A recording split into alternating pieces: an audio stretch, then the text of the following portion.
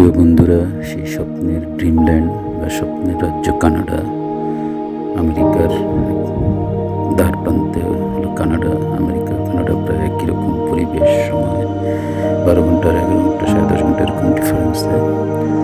অর্থাৎ আমাদের এখানে যখন রাত 10টা, আমেরিকা তখন সকাল 10টা, কানাডা তখন সকাল 9টা, 1 ঘন্টা মানে 11 ঘন্টায়। যাই হোক, এখানের পরিবেশ খুবই ঠান্ডা। গ্রিনল্যান্ড বা অ্যান্টার্কটিকার কাছের হাওয়া একটা কানাডাকে একটা নির্মল, খুব সুন্দর পরিবেশ দান করছে। তো যাই হোক, সামনে বিউটিফুল প্লেসগুলো আছে, আপনি শো করবেন। তার আগে আমার এই বোনের স্ট্রাগলের গল্পটা আপনাদের শোনাই। সবাই সোনার হরিণ চায়, সবাই অনেক স্বপ্ন, অনেক জায়গা ভিজিট করার। বিশেষ সুযোগ থাকলে আশাহত হতে হয় না। আমার বোনটা ভীষণ আশাহত হয়েছে, কারণ জীবনের তাগিদে সে আজ প্রায় 10 বছর দেশ করতে গিয়ে আমাদের এই পরিবারের সবাইকে টানতে গিয়ে তার নিজের জীবনটা এক ধরনের স্থবির হয়ে আছে। তারপর আমাদের মাঝে তার আনন্দ খুশি খুঁজে পায়। আমার কাছে সে সবচেয়ে বড় সেলিব্রিটি, যার কাজ দিয়ে এবং মানবতা দিয়ে, ভালোবাসা দিয়ে আমাদের পরিবার এবং পরিবার আশেপাশে সবার মন জয় করছে। সে আসলে একটা আমাদের জন্য মাইলস্টোন। তো আমার বোনের 3বার আইএলটিএস দিতে হয়েছে। শেষেরটা হংকংয়ে আইএলটিএস করছে। হংকংয়ের যে ম্যাডাম, সে আবার রিপাবলিক অফ চীন বা হংকংয়ের একজন ভালো উচ্চপদস্থ কর্মকর্তা মহিলা, তার মধ্যে টিম মেবি। তো 50 ইয়ার্স ওল্ড, 50+ আর কি। তো ম্যাডামের ভালোই পাওয়ার আছে। পরের পরীক্ষা যাই হয়েছে, তারপরে দিয়ে এই ইউকে কানাডার একটা বিশাল ট্যুর করার একটা ছিল। এটা স্বপ্নেও ভাবতে পারে না, বারবার আশা হতো। তা আমি বলছি, না বোন, আশা হতে হয় না। আমার বিশ্বাস সে তোমাকে তার বোনের মতো দেখে, একদম ফ্যামিলি মেম্বারের মতোই করে। যদিও বেবি সিটারিং করে বা কুকিং করে, কুক বা বেবি সিটার মনে করে না, ফ্যামিলি মেম্বার মতো দেখে। তো সেই স্বপ্ন পূরণ হয়েছে, ও তো বিশ্বাস করতেছে না। আমি বলতেছি, না, সে অবশ্যই তোমাকে নেবে। উল্লেখ্য যে তার ম্যাডামের ইউকেতে একটা সেলুন আছে, বোনের একটা সেলুনের কোর্স আছে, সেখানে নিতে চায়, কিন্তু ভালো একটা করতে পারে না, ইউকের যে স্কোর দরকার তা পারে না। তো যাই হোক, কানাডা ট্যুরের একটা সুযোগ পেয়েছে, এটাও বিশ্বাস করে। আমি বলছি, না, নিশ্চয়ই নেবে, তুমি অপেক্ষা করো। আমি আবার করে মজা করে বললাম, যদি যা তুমি আমাকে কী দিবে?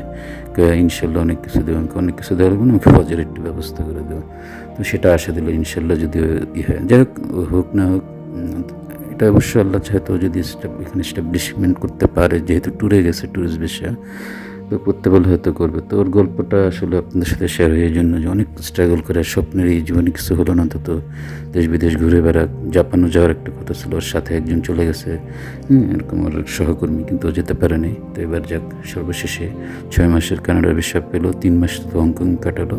তো হংকং আর কানাডার ট্যুরটা আমি জিজ্ঞেস করলাম, কীভাবে গেলা, কোনো ট্রানজিট হলো কি না? বলে যে না, কোনো ট্রানজিট নেই, একটানা প্রায় 14 ঘন্টা 15 ঘন্টা বিমানে বসে, একদম অবস্থা খারাপ, বিমানে একটানা বসে ছিল। তো আমি যখন প্রথম ইতালি যাই বাংলাদেশ বিমানে, তো দুবাই ট্রানজিট ছিল, ওই বিমানের ভিতরেই বসা, তারপর 2 ঘন্টার মতো। তারপর আবার জার্মানি তো ট্রানজিট হয়েছে, কিন্তু নামতে পারি নাই। তো ও বলতেছে নাকি ট্রানজিট হয় নাই, একবারে গেছে। তো প্রায় 13 ঘন্টা একটানা জার্নি, হংকং টু কানাডা।